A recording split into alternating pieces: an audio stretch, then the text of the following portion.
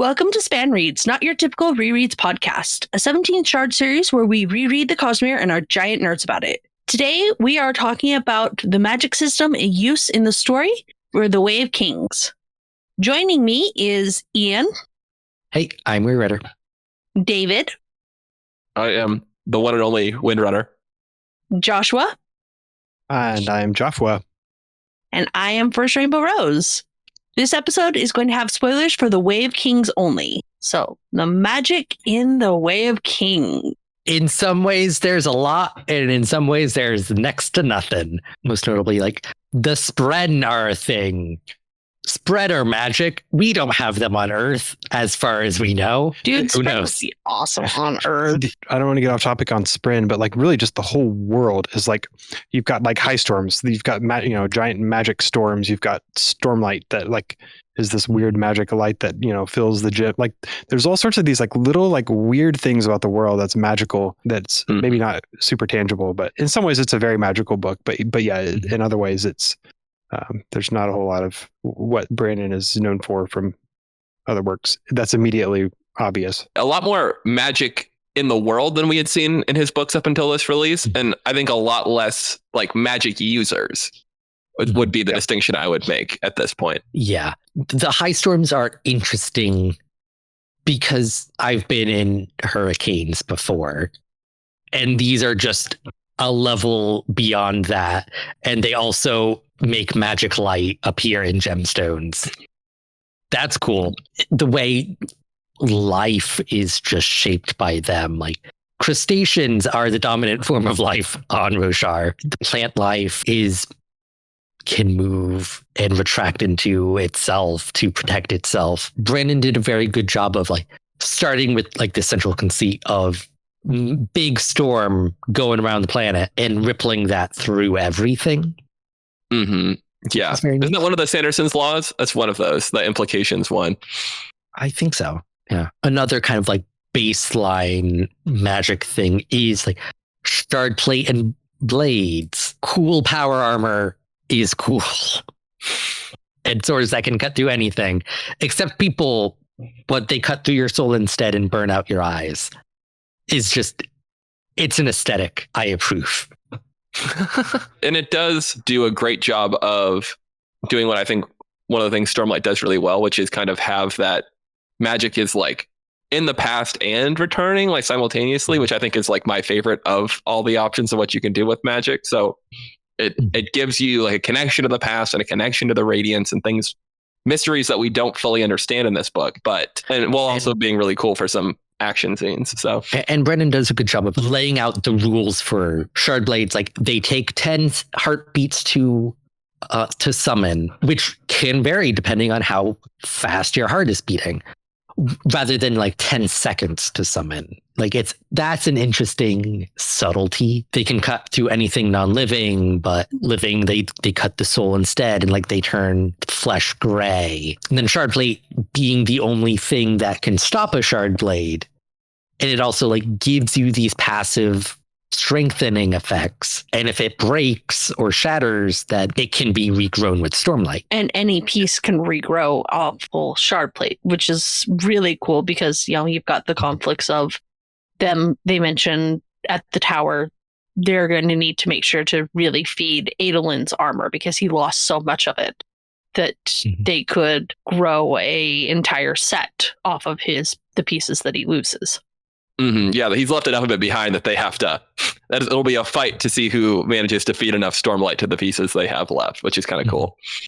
Mm-hmm. And it's very Brandon-y thing. Like, there are mysteries, but there are rules that are laid down. You've got you got gems in your shard plate. If they're damaged, they don't hold as much Stormlight, or they can crack. Like it's got a lot of his calling cards in terms of like internal consistency and rules, while also being mystical, like the shard blades, which I think feel even more magical than the plate does, at least to me. Yeah. And like there's the interesting thing of, yes, you can like regrow shard plate from like any piece. There can only be one set of that armor. So it's like it's the glove that gets lost. If they feed enough Stormlight to like the main suit, that other glove is going to disintegrate in dust and like disappear, and like a new one will appear. Or like vice versa, like a new suit would appear around the glove, and like the old one would disintegrate. There could only be one.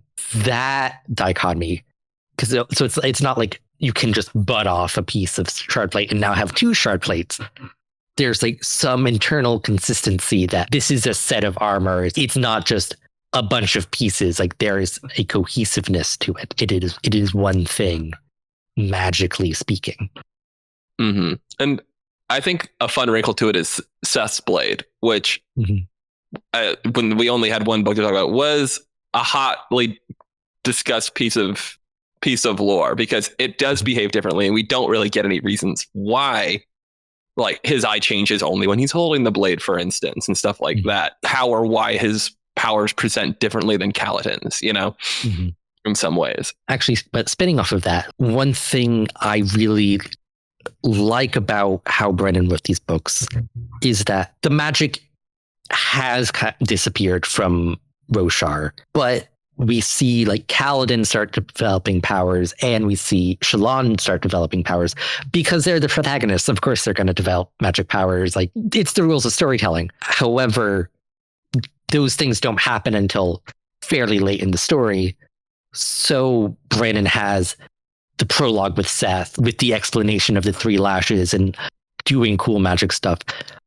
And very early on, we have Yasna soul casting the boulder to save Teravandrian's granddaughter. The two magics, more or less, that Brandon gave us to show, like, yes, there's going to be cool magic in this series, are also the magics that the protagonists end up developing.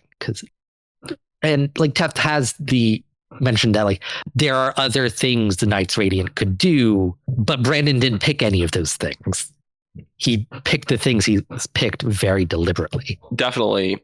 And that's something that we'll continue to see as Stormlight goes on, that the powers that are of relevance to our characters are the ones that he tends to develop. It is very well done in this book, where it feels very natural. Like the revelations to you as the reader feel to me like they're very natural of a progression. And I never feel out of the loop or frustrated by not knowing something that I feel like I should know. It's a fun progression. Particularly in Kaladin's progression, it's interesting to start picking up on things like when he does the reverse lashings. Oh, like all the arrows are going into the bridge around him, but not hitting him. It's very easy to like forget that, oh yeah, that was a thing Seth did way back at the beginning.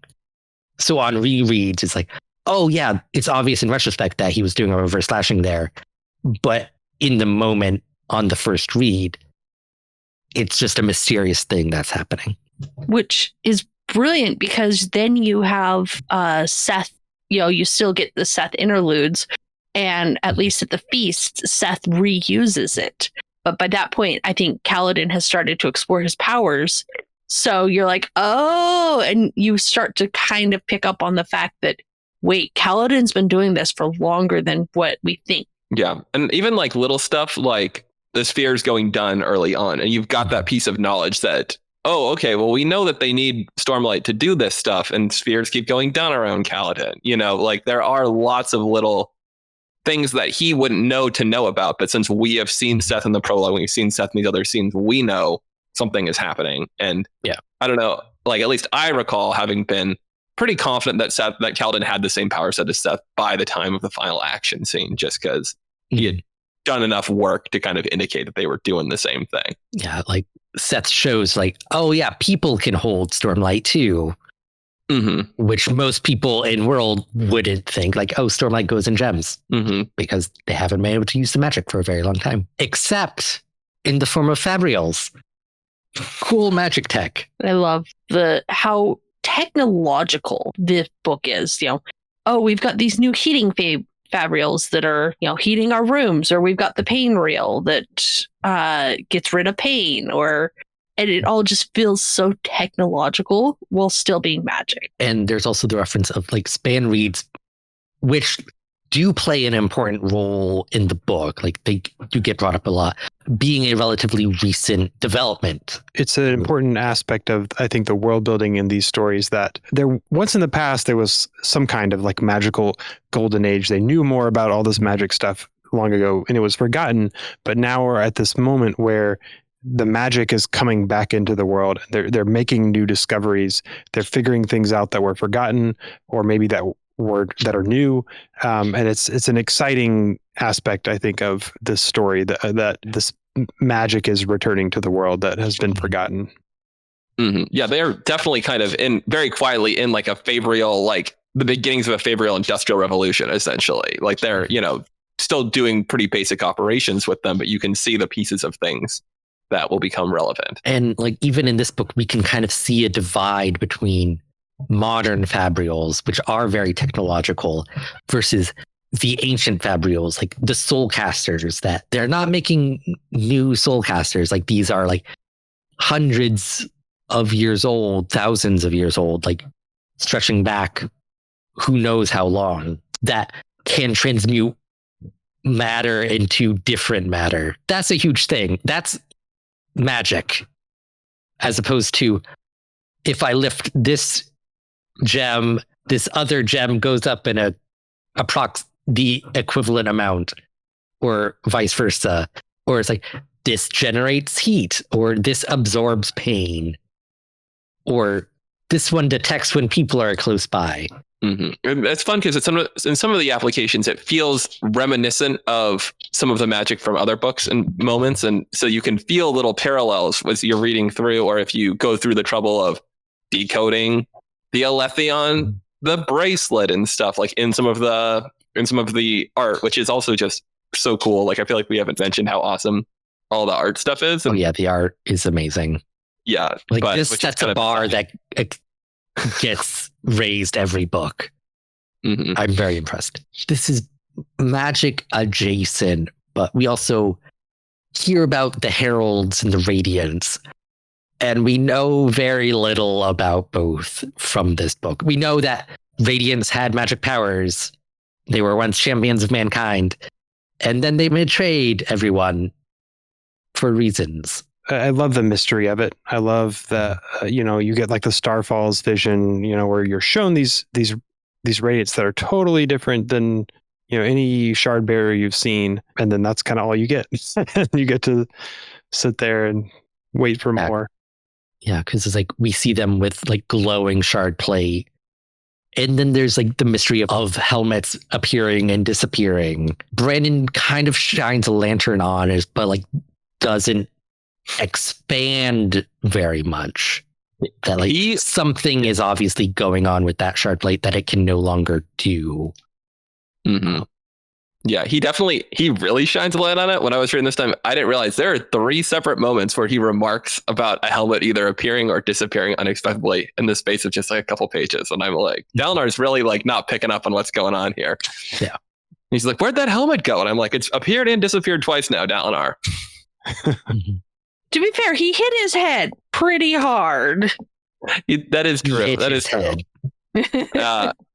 He's been torn apart by Midnight Essence, so that probably doesn't help. But I agree. And like the fact that you see the plate glowing and you see the blades glow in that vision and then dim, it does a really good job of indicating that something is wrong with these. Something has been lost. We don't understand what happened or why these don't work the way they used to, but they definitely are not as functional as they once were. Actually, speaking of the visions themselves are this are a recurring magical element that somebody left a journal behind for future people to unite them, whatever that means. Very non-specific list of tasks. Yes. But very passionate about that very specific or non-specific list of tasks. Mm-hmm. And that's cool too, because I mean, I feel like as an audience, that the visions there's probably some of the visions. Like, I don't think I ever credibly thought that Dalinar, even on my first read through, was actually like insane and kind of hallucinating all of this. But it is really cool to get like the confirmation at the end that like, oh, like this is a vision from their god. Like it is, it's not just like something weird magic is happening. Like this is he is basically receiving revelations directly from the being they worship, which is pretty interesting. And in the fact that like they are tied explicitly to the High Storm. Mm-hmm. And we get to be in Dalinar's viewpoint during the shift between is very sudden. It's like, okay, like that all kind of pieces together that like, no, there is something going on here. His mind is being brought somewhere and experiencing these things in a really unfortunate way. I'm like, Honor, you could have definitely set it up so he didn't like wiggle around though, right? Like you could have just had him fall asleep for 45 minutes and that would have been a little less damaging. But it is fun. Or like he could have actually talked about things rather than just like cryptic mutterings at the end of each vision. I'm just like, I always assumed he was actually acting. Like basically, it's like a dream where you act out those. You have those people that will try to act out their dreams while they're still asleep. I always assumed it was that, and like he was muttered. Like he talks the entire time, not just at the end. No, I mean, I agree, but Honor could have been more descriptive rather than just cryptic mutterings at the end of the visions. Because like they do always end with like, these were the last and they were also the first. I'm like, what does that even mean? Like, come on, like be helpful. Say what you mean. He's the shard of drama, actually. It's not Honor. It's just a little bit of or mystery, maybe. You can see the future. You're bad at it. You should be able to tell. It's like, maybe people don't know the context for what you're showing them. Give them the context. He did figure it out eventually. He got there. I was going to say, in terms of like Downar or like struggling or whatever and not being able to, kind of being weird, but it's important to remember that we also get the vision that Kaladin has. So it's not just Downar getting the visions, and Kaladin, works the same way, where he's kind of like struggling in the Bridge Forest, trying to like hold him back from like running out into the storm. So like I guess I imagine that he's tapping into like some kind of ability that the High Storm has to be able to kind of connect with people. There's a system point. Yeah. So and speaking of that vision, that one's really cool. I really enjoy that experience that Kaladin has, getting to kind of see the whole world and from the perspective of the storm. Mm-hmm. And like we see Seth during that scene, which as a reader, like is the indication that like, oh, this isn't just a dream. Like he's actually seeing things. Mm-hmm. We see some weird things too. Like I was reading that section really carefully, and like there's something really weird going on with like these like pulses that he's describing, which this is on topic. This is magic. He describes like seeing these like pulses coming from this tower. It's a city of lightning, Joff. It's the city of lightning. Like it has to be, but yeah, like he sees Sesmalek star, which then gets described later on, and like is the indication to Kaladin that, hey, something went on with that dream. That wasn't just a dream. Mm-hmm. And also the city where they lived in, hollowed out stalactites under an overhang. Maybe Raleigh Lorem, City of Shadows. Maybe. Has it ever come up again? I don't think we've ever heard anything about that. Raleigh Lorem gets that book, not one more time, but yeah. Okay. I never thought about. I forgot about the stalactite city. That's cool. That's a cool city. Yeah, it's like Eastern Air, whichever air temple that was in Avatar. That was pretty. Yeah. That was a neat one. That would be the Western, I think. There we go. Did we ever really talk about Spren very much? Like, even about the Pollens. Like the Spren are a very interesting part of Oshar. They're very flavorful, but we also get to see like oddities that like Kaladin is surprised that Sulfrena can like carry a conversation. Like he is surprised by the growth she goes through. And it ends up being that like she's not a Windspren like he thought she was. Like she is an honor Spren. And then there's the weird Spren that Shallan sees that do not get named in this book. The symbol heads. The symbol heads, or as Brandon explained and gave us a name, Truth Spren. If you weren't in the fandom at that time, there was a lot of like, who knows what's going on? Like, it seems like Spren are somehow involved with people developing powers, but then Seth doesn't seem to have a Spren. So like, what's going on with him? Mm-hmm. And Shallan sees many, which was very confusing as well. It's not 100% clear what's going on with that. And really everything to do with Shadesmar is pretty exciting. Like the brief times we get a little peek in there in Shallan's chapters, that is one of those moments where Brandon is kind of throwing there's a whole world here that you just cannot this is high fantasy. There's some crazy stuff out there that is beyond what you currently understand. Yep. Where of course Yasna is super competent there as well, which is awesome to see. But foolish girl, you never go with just a single sphere. Cool. Anything else we want to discuss?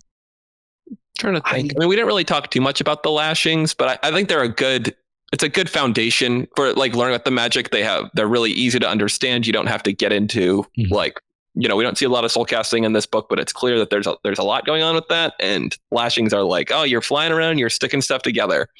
And that's pretty easy to follow, pretty easy to explain.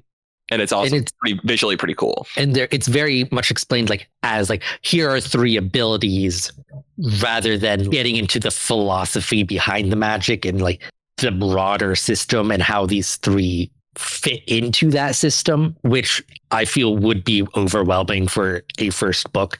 So just okay, here's just a couple of things you can do. We'll get into how this fits into the broader scheme later. Mm-hmm. And I think gravity and gravitation is a good place to start in terms of just letting people know giving some indications about what the themes of the magic are going to be like, even though we don't understand the other lashings quite as well. But the gravity thing, you're okay, this is kind of a fundamental force thing going on here. Any final thoughts? I liked what little we got of the Herald stuff. We don't understand it very well. We've got some ideas, but yes. But Talon showing up at the end, I think, is a big what's going on here? Mm-hmm. That doesn't really get doesn't get addressed in the book too much, but points at some big magical things that you can feel will be important. But there's also the whole thing with the prelude. We'll tell them they won. Maybe it'll even end up being true. Mm-hmm. And having that underpin the entire rest of the book, where people do believe that from the reader perspective, knowing that hey, no, something's going on. At some point a shoe is going to drop. Otherwise that prelude was pointless. That has to be setting up for something, which is Talon showing up at the end and saying the desolation has arrived, which is such a great scene. The man who refers to himself as Talon. Yeah, good distinction, Ian. Mm-hmm. We don't know who he is. Yeah. Except for Hoyd identifies him as Talon, so inclined to trust him. But thank you for watching. You can find us at 17thshard.com for all the news, discussion, theories, and fun you could ever want. You can find us on Facebook, Twitter, SoundCloud. You can leave us a review on iTunes. You can subscribe on YouTube, and you can also support us on Patreon. See you next time. Bye. Bye. Peace. Bye.